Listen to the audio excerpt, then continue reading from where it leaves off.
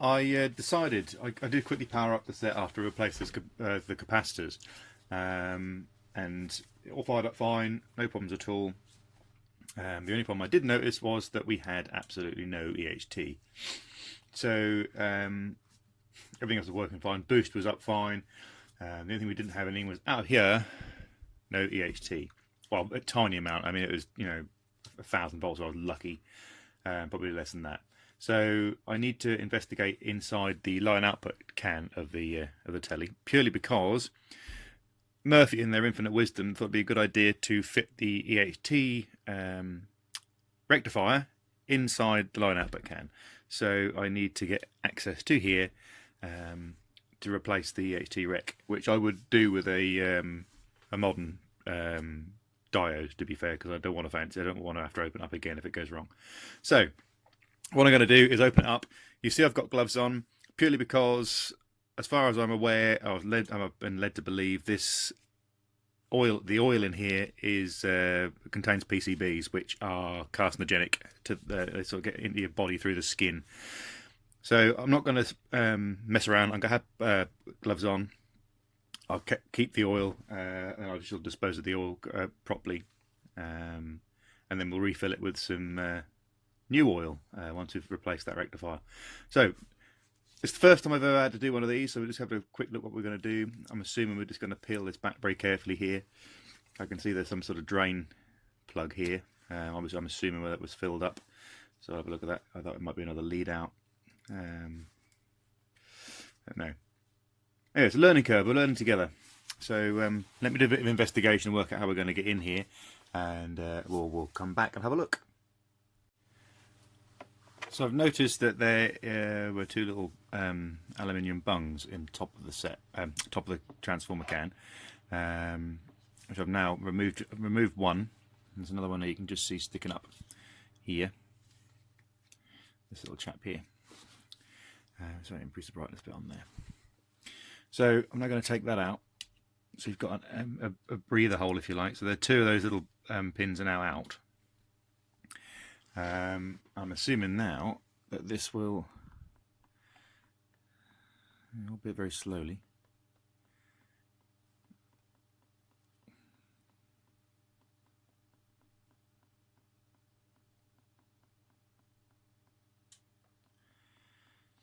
yeah, it's draining, but not very quickly. I need to investigate whether there's a better way of draining this out before I open the can. If not, I'm just going to have to open the can and carefully pour it.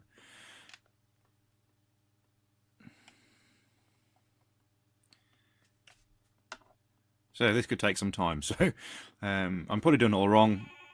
I've got no idea how to do it properly. Anyway, I'm going to have to go and answer that phone that's ringing. So I'll let this drain. Well, I had to peel the top of the can back. Draining it through those little holes is going to take 3 years. So I decided to just peel the can back. I'll have to try and find another can or come up with some way of resealing that one. But for now, I've got the transformer out, and to be fair, it doesn't look any sort of burnt areas or anything. It doesn't look too bad. It's just a bit gunky, obviously, because it's dripping in oil. You can see there the U25 EHT rec that has obviously failed. I'm assuming it's failed.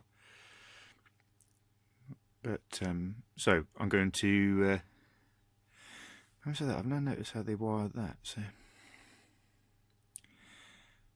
It's a strange arrangement where both of the wires for the EHT are connected across the heaters, so it's one or other. And I'm wondering whether they were shorted out and dragging that valve down. Anyway, now I've got it out, I will replace it with some silicone. You'll also notice that there are some little black rubber pieces that should be on the end of these Pactal informers. They've disappeared, so they were all laying in the bottom of the can, all crumbled away. Obviously the oil's affected those, so I'm going to replace those with some sort of rubber to stop it. That's obviously what stops it from catching the side of the can as it goes in. 2 or 3 pieces of heat shrink or something maybe will hold it for now. Okay, I'll report back if I find anything else exciting. So I've cleaned up the EHT can. I've been wearing gloves, but it's all fairly clean now, so I'm a little bit less wary. Fits a new EHT cable on there, as you can see. I've replaced all the cables coming out of the can. I didn't have quite the right amount of colour, so I've labelled a couple up the back here to remind me what colours they were to connect to the TV. Replaced the rubber supports. As I mentioned, they'll all perish. We've used this heat shrink. They just sort of spring and just push on the side of the can just to hold it central. So if I just carefully hold these, you can see this is where the valve was before, and I've just hardwired the EHT cable into there. What I'm going to do, rather than having the rectifier inside the can in case of any future troubles, I'm going to mount the EHT rec on the outside, because I'll be using a diode in place of the original valve diode, so I'm going to be using some silicone in there. So yeah, I thought I'd just give you a quick look at that now it's out of the case. See all the wires poking out the top. So yeah, so I'm just going to replace it into the can, which is cleaned and dried, and we'll go from there. So I'm going to fill the can first with oil. Then again, this is one of those things, there's no official instruction on what to do with it. No one knows what it was originally. Some people say it's PCB, some people say it isn't. But what I'm going to use is, I've looked on various forums and these guys seem to recommend vegetable oil. So I've went to the co-op and got myself some vegetable oil. You can see, might be able to see because of the lighting, there's a sort of like a tide mark here, which I'm assuming is where the original oil level was. Obviously you're going to need some sort of room for expansion and what have you. So obviously I'm not going to fill it right to there to start with. I'm going to fill it up and hopefully get it somewhere sort of similar once the transformer's fitted in there. The transformer's obviously going to dissipate quite a bit of oil once I drop it in there, so we'll see. So right, next job, I'm going to fill it with oil, and then we'll see how we're going to work out some way of resealing this. As you can see, I've flattened this out, so hopefully be able to sort of reseal it around there. It's all a learning curve for me, so we'll see how we get on. I was going to film what I was actually doing when I was filling out with oil, but unfortunately with my gloves and everything else, it would turn out to be too messy to try and fiddle with the camera at the same time, so apologies for not showing what I did there. Basically, I filled up the oil to about here, and I just monitored it, carefully dropping it in, lifting it up, and I can see where the mark was going to on the side of the can. So I think we're there or thereabouts where we should be on the oil. I folded the edge back round. It's a little bit rough and ready, but I've just tapped that down, folded it around and tapped it down with a screwdriver very lightly. So what I'm now going to do is just finish this off around the edge here with some self-amalgamating tape, which is a type of sort of rubber tape that's stretchy. You tighten it and you sort of pull it around. I'll put it around the actual joint here, and hopefully that will then seal it up, because eventually the self-amalgamating tape, as it says, eventually becomes one solid lump, and we'll just seal up any last little bits. So I shall do that now. In actual fact, let me just show you before I just undo it. This is self-amalgamating tape. Some people probably know what it is. Peel a bit off and I'll show you what I mean. Just cut a piece off. So to apply this tape, what you need to do, you peel the backing off. It's not sticky, you know, really. It's rubber. I don't know what it's made of. Right, there's a bit of gaffer tape. There is a backing on it, which is always tricky to try and get off when you want to do it. Sometimes you have to pull a bit of the tape like so, and then it peels the edge around. Right, I can see the backing on it now.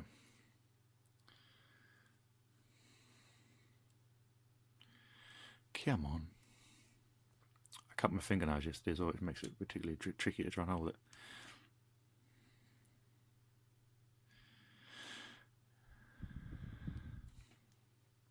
Sorry, it's taken a ridiculously long period of time to try and get a piece of tape off. Let me just pause while I peel this backing layer off. Right, so I managed to make a start on it. It's a bit of a pig to get off. So like you say, it's not sticky. You peel this protective layer off. It's a brand new reel and it's cold, that's why it's a bit tricky. It's been in the van. Okay, protective layer off.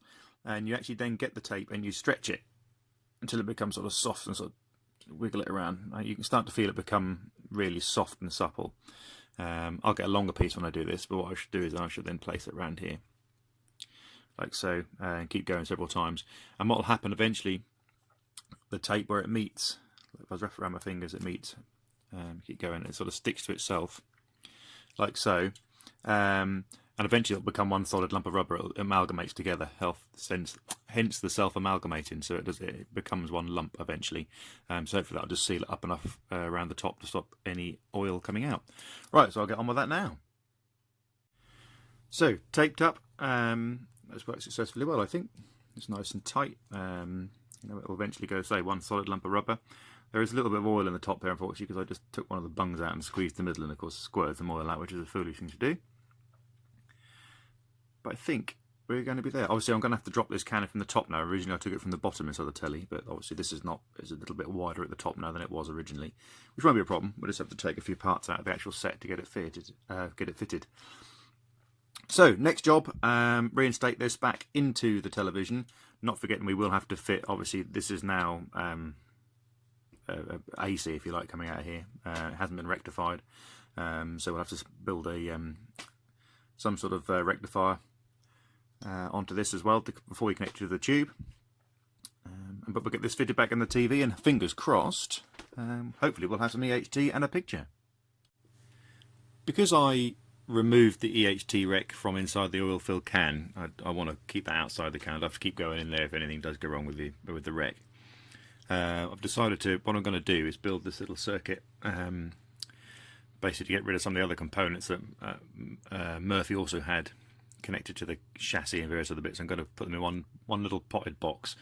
So we're going to have the AC, if you like, EHT coming in here through the diode EHT rec with a capacitor to earth, and this then goes on off to the tube, so it's EHT out off to the tube itself, the final anode. Because this Murphy telly uses a Mazda tube, it doesn't have any external coating, any aquadag, which on Mullard tubes gets used as the final capacitor for smoothing on the EHT.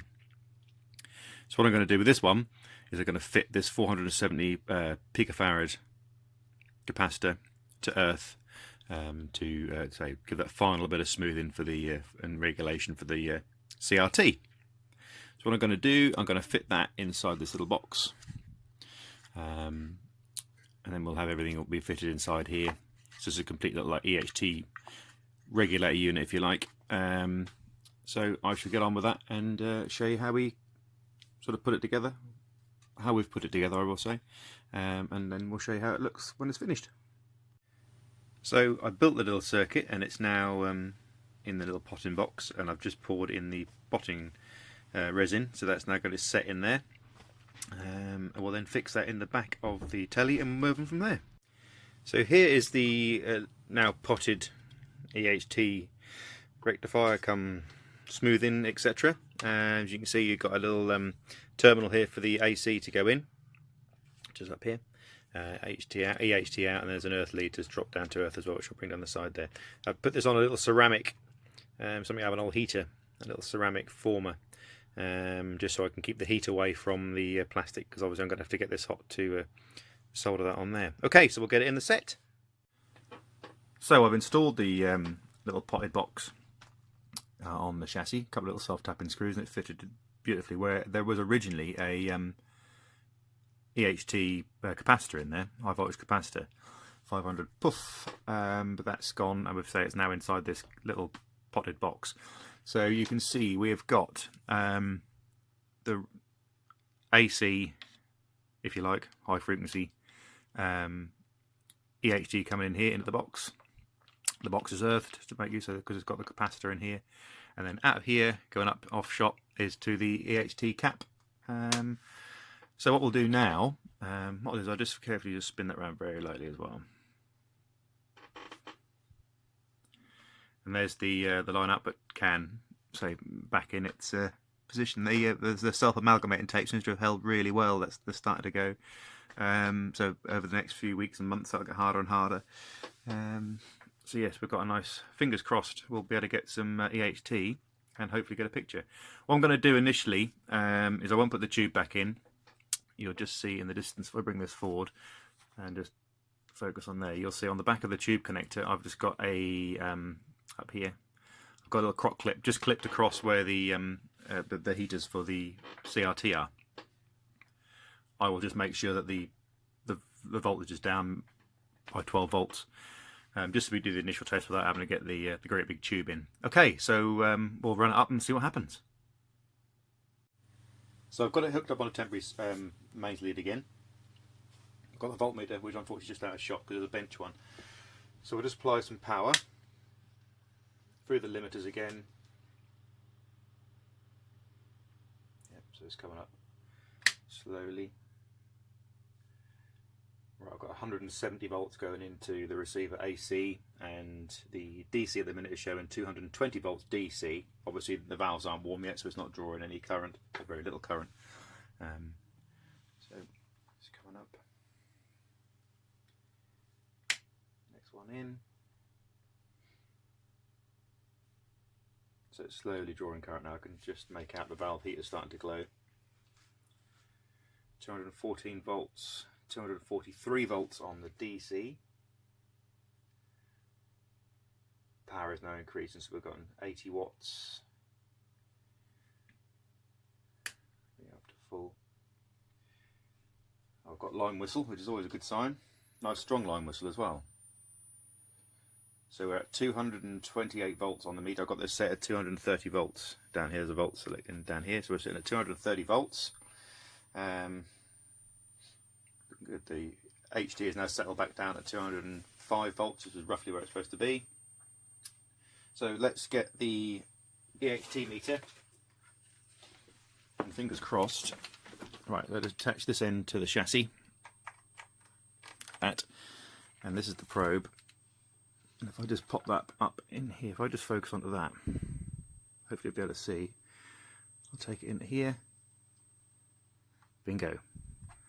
It's going to white out on the screen. If I just tap that, we're reading just over 10 kilovolts, 10 kV, or 10,000 volts. So that's really good, and that's with the original, using the original line output valve and boost diode. So I'm happy with that.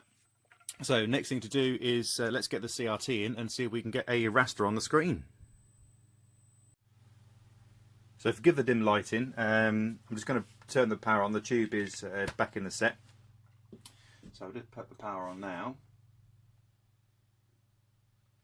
That'll warm up, and we'll see if what we've done has worked.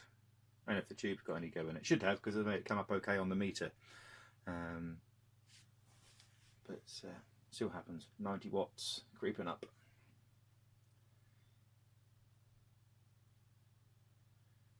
Line whistle, just make out, there we go, 110, 100, oh, we have a line. That's right, so we've got frame problems. Obviously the frame has collapsed completely for some reason, but that's something we'll have to look into.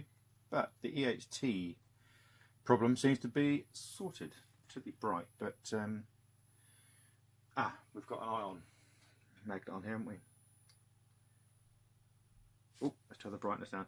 Yeah, you don't want to have a bright line through the screen for very long. You'll soon burn phosphor on the actual screen itself and cause damages. Right, so that seems about right. Right, so it probably looks a bit brighter on the screen than it does in real life, actually. Yeah, for some reason these cameras seem to pick up the lines on the telly. Like it's barely visible on here, but it shows up really clearly on the camera. So that's a good sign. We've got AHT. We know that part of it's working now. The line driver's working. We've got a nice strong line across the screen.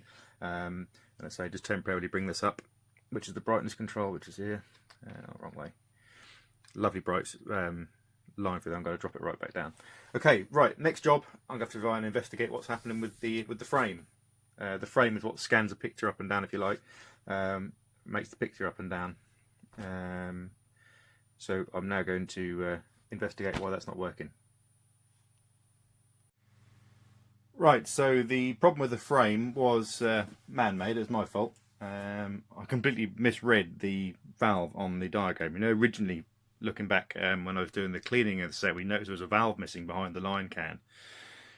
I misread it off the diagram, so it should have been a 30p12, which is the frame output valve. Hence, we had just a white line through the screen. Okay, so I've replaced the valve. Fingers crossed. Now, with luck on the following wind, we should have something on the screen. Let it warm up again. 85 watts, creeping up. Slowly, slowly. It's easily done. I just the writing on these old service sheets can be so tiny, and it was just side by side, and I misread it. Thank heavens it wasn't a transistor, because transistors aren't quite so forgiving as valves. Okay, so right here there we are. That's a bit more like it. Albeit we've got black bars top and bottom, but that's hardly surprising. Okay, let me see. Initially whether we've actually got it. I've got the Aurora connected now as well, so fingers crossed if there's anything coming through we'll find it. Let's just get the traps thereabouts. Right. I don't know what channel this is because I haven't got the selection knob on, so we'll just flick through the channels. Oh, that was quick. We've got something there. Right, so go back. You can see the pictures rolling. I do odd things on the screen as I'm doing this. Right, there's that's the frames. There we are. Right, so that's lock in there, albeit a bit of a wishy-washy picture. Contrast.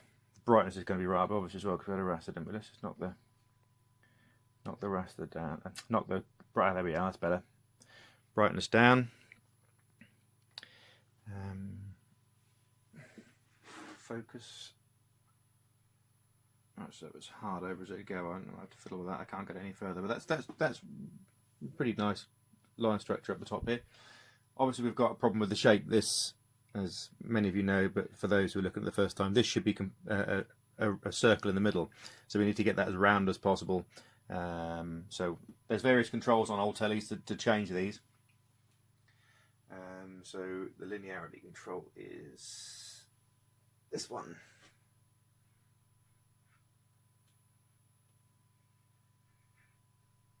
Okay, so we have to cramp it a little bit because obviously we haven't got enough height yet. What's this one? I'm working backwards. I'm trying to remember what one's what. This one, that's height.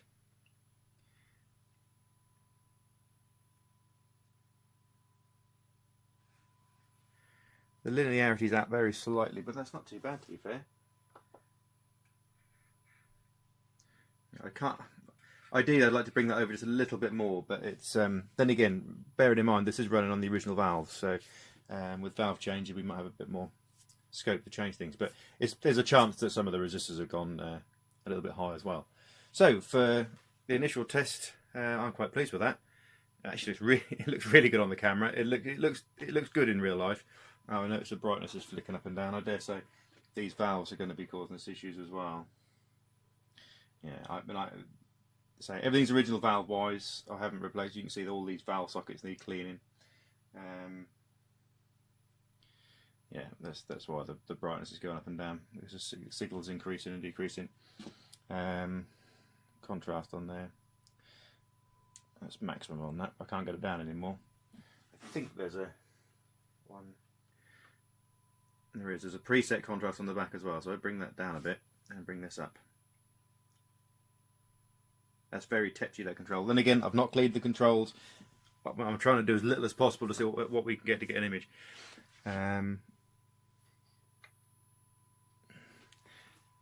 That's pretty good. You can move the picture as well. There's a little control at the back here. I like Murphy's for this. You can move it really easily.